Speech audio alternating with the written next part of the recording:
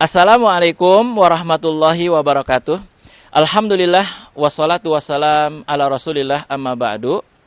Bapak-bapak, ibu-ibu yang dirahmati Allah Ta'ala, alhamdulillah channel kami kembali lagi di hadapan bapak-bapak ibu semuanya. Mohon maaf sudah lama kami tidak membuat konten dakwah karena kesibukan masing-masing.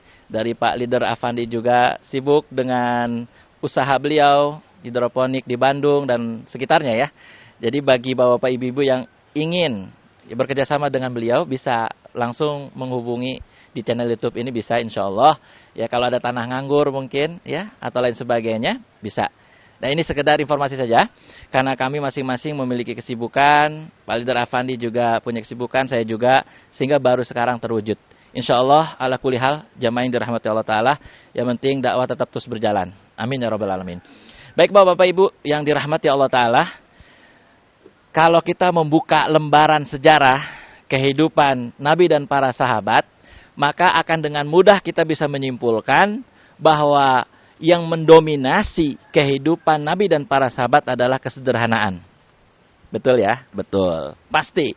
Kalau bapak-bapak ibu-ibu baca sejarah sirah nabawiyah, ya memang begitu faktanya.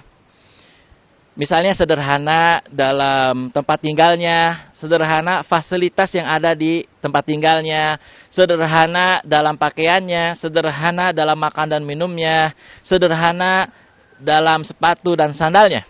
Contoh Nabi kita Muhammad sallallahu alaihi wasallam, tempat tinggalnya sangat sederhana sekali. Ukuran rumah tinggal beliau itu 3 meter kali 5 meter.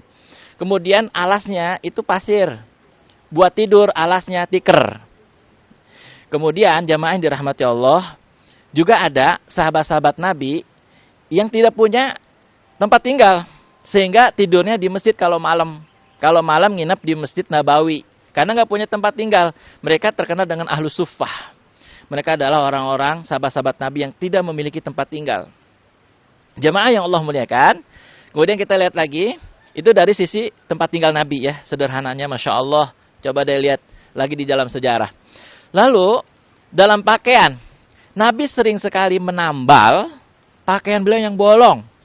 Jadi pakaian yang bolong ditambal. Nggak kayak, mungkin mohon maaf kita beli lagi gitu ya. Tapi beliau tidak. Kalau bolong ditambal. Sederhana banget. Kemudian juga sendal dan sepatu.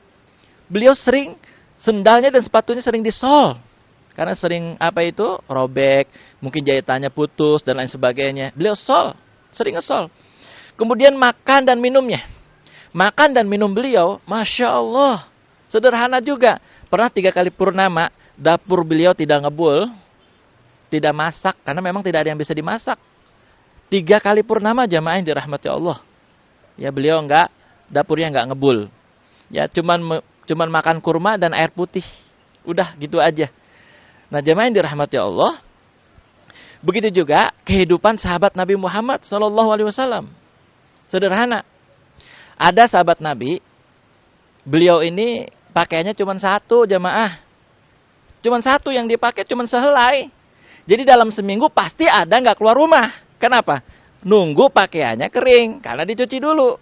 Karena pakaiannya cuma satu. Siapa beliau? Beliau bukan sembarang sahabat. Beliau bernama Sa'id bin Amir al-Jumahi. Beliau bukan sahabat sembarangan. Beliau pejabat, gubernur. Masya Allah, seorang gubernur dari sahabat Nabi, pakaiannya cuma satu. Ya, beliau ditugaskan oleh Khalifah Umar bin Khattab untuk memimpin provinsi Hems. Ya, alhamdulillah, ketika Umar memerintahkan untuk mendata provinsi Hems, siapa yang miskin, ternyata gubernurnya masuk orang yang miskin. Bayangin jamaah, pakaiannya cuma satu. Ya, tuh sahabat Nabi. Nah, jamaah yang dirahmati Allah, pada saat ya kehidupan yang sederhana yang mendominasi Nabi dan para sahabat, turun sebuah ayat di dalam Al-Qur'an. Apa bunyinya? Tsummalatus alunna yauma idzin anin naim. Kelak kalian akan ditanya oleh Allah terhadap nikmat yang Allah berikan kepada kalian, akan ditanya oleh Allah. Ada sahabat Nabi yang bertanya kepada Nabi, "Wahai Nabi, apakah kami nih yang seumur hidup cuman makan kurma dan air putih juga ditanya tentang nikmat Allah ini?" Kata Nabi, huwa kadzalik. Iya, dia juga akan ditanya oleh Allah Subhanahu wa taala. Masya Allah, jamaah yang dirahmati Allah. Bayangkan deh sama kita. Kehidupan Nabi dan para sahabat yang sederhana. Justru turun ayat itu. Ayat surat Al-Takatsur. Tsumma latus'alunna yaumaidin 'anin na'im. Kelak kalian akan ditanya oleh Allah terhadap nikmat yang kalian peroleh. Bagaimana lagi dengan kita jamaah? Yang nikmatnya tentu banyak banget menggunung. Kehidupan kita lebih dari para sahabat. Tempat tinggal kita hampir tidak ada yang alasnya tanah. Nggak ada tuh. Kemudian hampir di antara kita yang tidak tidur di tikar. Kita tidur di kasur empuk. Kemudian makanan kita di rumah. Minuman kita di rumah. Bermacam-macam. Pakaian kita bertumpuk-tumpuk di almari. Harusnya kita yang pantas itu. Kelak nanti ditanya oleh Allah.